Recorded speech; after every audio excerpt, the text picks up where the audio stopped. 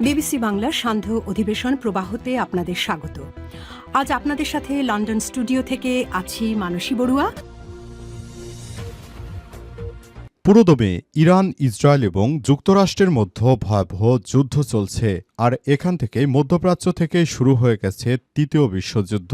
এই যুদ্ধে ইরানের সঙ্গে যোগ দিয়েছে রাশিয়া এবং শক্তিশালী চীন। পাশাপাশি যুক্তরাষ্ট্র ও ইসরায়েল একা হয়ে পড়েছে। মধ্যপ্রাচ্য থেকে যুক্তরাষ্ট্রের বিভিন্ন ঘাঁটিতে এক একটি মিসাইল হামলায় এখন যুক্তরাষ্ট্রের সেনারা সেখান থেকে পালিয়ে যাচ্ছে।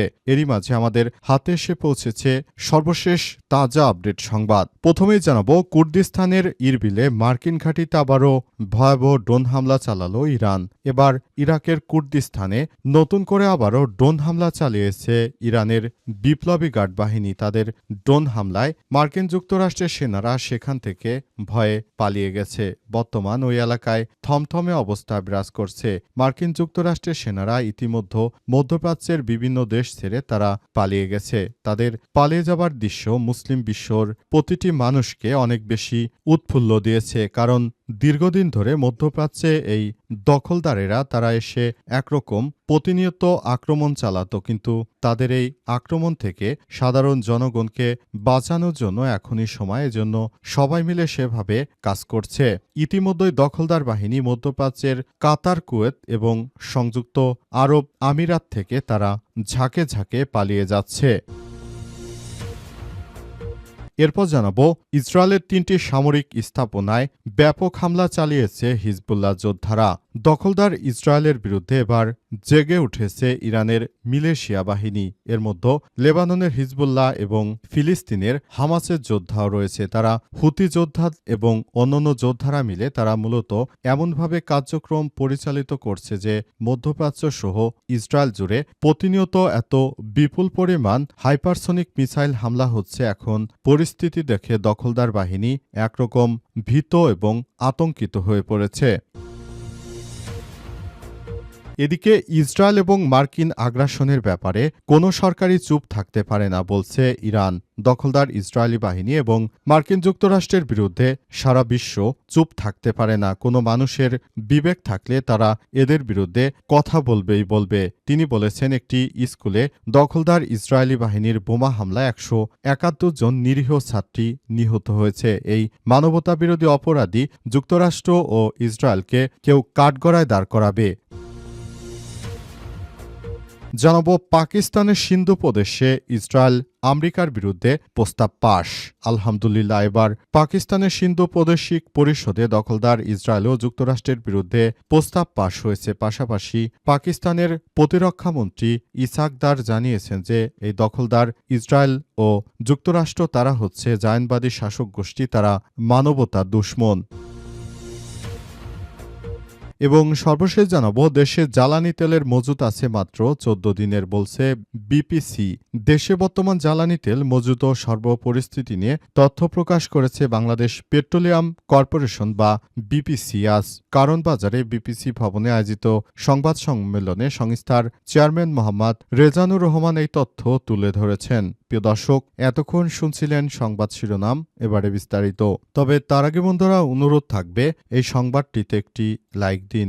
এই চ্যানেলে আপনি নতুন হয়ে থাকলে আমাদের সংবাদটি দেখতে দেখতে চ্যানেলটি সাবস্ক্রাইব করে রাখুন। কমেন্ট করে বন্ধুরা আপনার মূল্যবান মতামত জানিয়ে দিন আপনি বিশ্বের কোন দেশ থেকে বা বাংলাদেশের কোন স্থান থেকে আমাদের সংবাদটি দেখছেন এবং শুনছেন। আর বন্ধুরা, সংবাদটি আপনার সোশ্যাল মিডিয়া ফেসবুকে শেয়ার করে বন্ধুদেরও দেখার সুযোগ করে দিন। গাজা যুদ্ধে আপনি যদি নিরীহ ফিলিস্তিনিদের ভালোবেসে থাকেন, কমেন্টে ইয়েস লিখে পুরো বিশ্বকে জানিয়ে দিন। এবারে বিস্তারিত। কুর্দিস্তানে ইরবিলে মার্কিন ঘাঁটিতে আবারও ইরানের ড্রোন হামলা। মার্কিন ঘাঁটিগুলোতে ইরানের হামলা জোরদারের পাশাপাশি এবার কুর্দিস্তানে নতুন করে হামলা চালানো হয়েছে। পাসটুডে জানিয়েছে যে ইরাকি সূত্রগুলো আজ জানিয়েছে যে উত্তর ইরাকের ইরবিলে মার্কিন সেনা ঘাঁটিতে আবারও ড্রোন দিয়ে হামলা করা হয়েছে। সেই হামলার শিকার হয়েছে মার্কিন যুক্তরাষ্ট্রের সেনারা।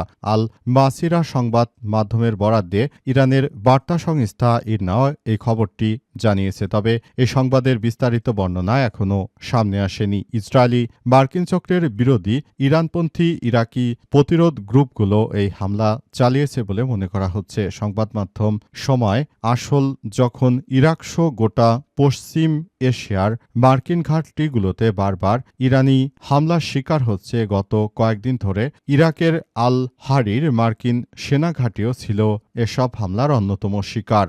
এসব ঘাঁটিগুলোতে প্রতিনিয়ত হামলা চালিয়ে তারপর সবকিছু তছনছ করে দেওয়া হচ্ছে। সেখান থেকে মূলত এখন পালিয়ে যাচ্ছে ইরানের ভয়ে মার্কিন যুক্তরাষ্ট্রের সেনারা, এবং তারা ইতিমধ্যেই বিভিন্ন গুরুত্বপূর্ণ স্থানগুলো থেকে তারা পালিয়ে যেতে বাধ্য হয়েছে। তারা মধ্যপ্রাচ্যে যে আশা ভরসা নিয়ে তারা এসেছিল, মূলত এখন তাদের সেই কার্যক্রমগুলো আসলে চলছে না। তাদের সেই কার্যক্রমগুলো একরকম থমকে গিয়েছে। বর্তমান সময়ে বলতে গেলে মধ্যপ্রাচ্য জুড়ে এই কার্যক্রমগুলো একরকম বন্ধ হয়ে গেছে। অর্থাৎ মার্কিন যুক্তরাষ্ট্রের যে আধিপত্য ছিল সেটি এখন আর আগের মতো কাজ করছে না। তাদের এই আধিপত্যবাদ সম্পূর্ণরূপে একরকম ধ্বংস হয়ে গেছে। তারা যেভাবে ভেবেছিল প্রকৃতপক্ষে আসলে সেভাবেই কাজ করেনি তাদের এই কার্যক্রমগুলো।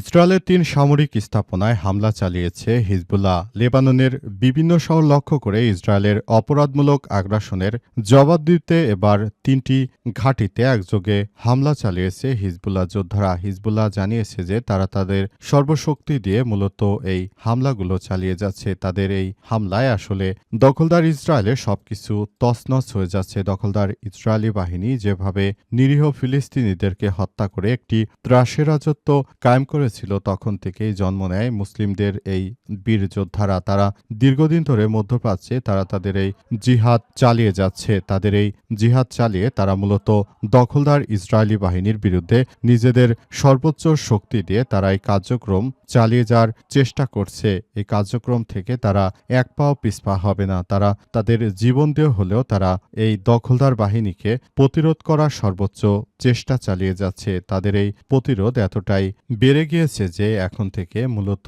মনে করা হচ্ছে এই প্রতিরোধ ব্যবস্থা এতটাই বেড়ে গিয়েছে যে এখন দখলদার বাহিনী একরকম চোখে সর্ষে ফুল দেখছে।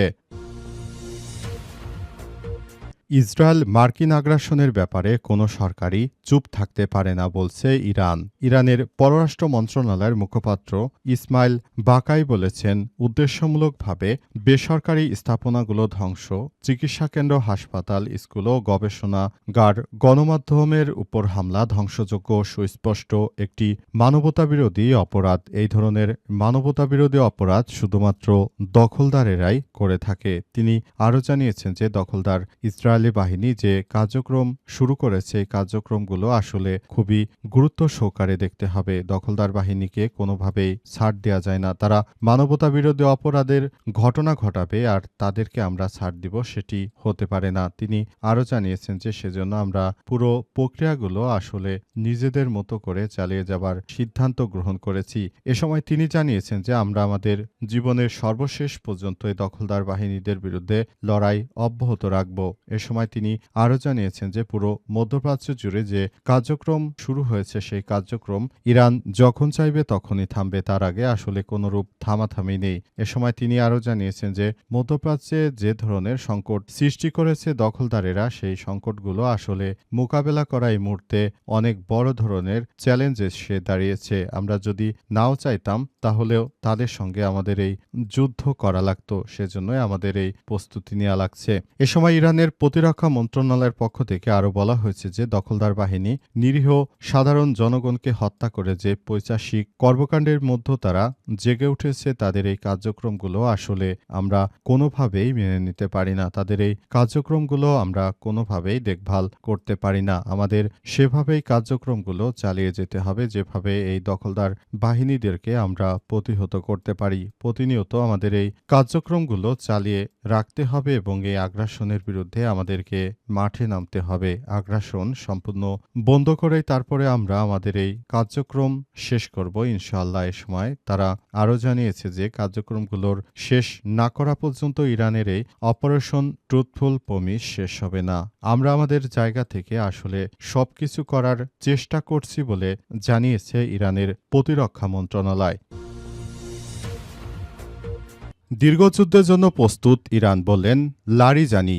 দীর্ঘতম যুদ্ধ করতে এবং ট্রাম্প ও ইসরায়েলের যে কোনো ধরনের আগ্রাসন রুখে দেওয়ার জন্য সম্পূর্ণ প্রস্তুত ইরান বলে জানিয়েছেন ইরানের পররাষ্ট্র সচিব ডক্টর আলী লারিজানি। তিনি বলেছেন, আমরা দখলদারদের সামনে কখনোই মাথা নত করব না, আমাদের এই অব্যাহত আক্রমণ চলবে। তিনি আরও জানিয়েছেন যে পুরো মধ্যপ্রাচ্য জুড়ে যে যুদ্ধ ছড়িয়ে দিয়েছে দখলদারেরা, সেই যুদ্ধ থেকে অবশ্যই আমাদেরকে বেঁচে থাকার এই লড়াই অব্যাহত রাখতে হবে। এ সময় তিনি আরও জানিয়েছেন যে মধ্যপ্রাচ্য জুড়ে যে সংঘাত সৃষ্টি করেছে দখলদার ইসরায়েল ও মার্কিন যুক্তরাষ্ট্র, এই যুদ্ধ আমরা কোনোভাবেই হতে দেব না বলে জানিয়েছেন তিনি। কিন্তু তিনি আরও জানান যে আমরা আমাদের এই কার্যক্রমকে সম্পূর্ণরূপে চালিয়ে যেতে চাই। তারা যদি নিজেদেরকে অনেক বড় কিছু মনে করে থাকে, সেটি তাদের জন্য দুঃখজনক একটি ব্যাপার হয়ে দাঁড়াতে পারে, কিন্তু আমরা আমাদের জায়গা থেকে এক পাও পিছপা হব না। আমরা যতক্ষণ বেঁচে আছি ততক্ষণ পর্যন্ত আমাদের এই কার্যক্রম চালিয়ে যাব। আমরা পুরোপুরি প্রক্রিয়াটি নিজেদের মতো করে চালিয়ে যেতে চাই বলে জানিয়েছেন তিনি। এ সময় তিনি বলেন, ইরান যথাযথ অস্ত্রের মজুত নিয়ে তারা বসেছে, তারা তাদের এই প্রক্রিয়াগুলো চালিয়ে যাবে। তারা এমনভাবে তাদের আক্রমণ চালিয়ে যাবে যে নতুন করে তারা আর কোনো ধরনের সংঘাতে জড়াবে না। তারা এই সংঘাতগুলো আসলে সবকিছু দখলদার ইসরায়েল ও মার্কিন যুক্তরাষ্ট্রের বিরুদ্ধে তারাই তাদের কার্যক্রমগুলো পুরোপুরি চালিয়ে যাবে, এমনটাই জানিয়েছেন আলী লারিজানি। তিনি বলেন, আমরা দখলদারদের ভয় পাই না, আমরা সবসময় আমাদের এই কার্যক্রম চালিয়ে যাওয়ার জন্য আমরা সম্পূর্ণরূপে প্রস্তুত আছি।